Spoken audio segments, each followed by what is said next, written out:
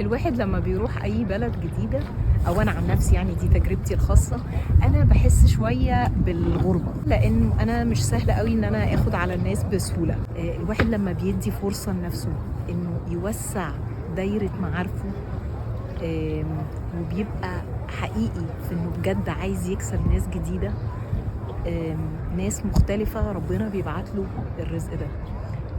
وده اللي حصل معايا في الرحله دي. ازاي الواحد في فترة قصيرة جدا ممكن يعرف ناس وبجد يشوف فيهم حاجات من جوه.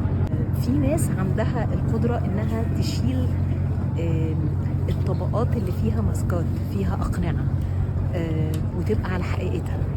والناس في الغربة مش دايما بيقدروا يعملوا ده. كنت محظوظة ان انا عرفت ناس كانت سهل قوي الدخول لللايرز الاعمق، فتشوف الناس من جوه. هو ده اللي بيحافظ على العلاقات او بيخلي العلاقات تستمر، انك تقدر تشوف الشخص اللي في حياتك ايا كان علاقتك بيه ايه، انك تعرف تشوفه من جوه، ما تشوفوش من بره.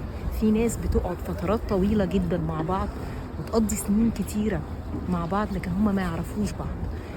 بيشوفوا بعض وبيحكموا على بعض بس من الطبقة الأولى.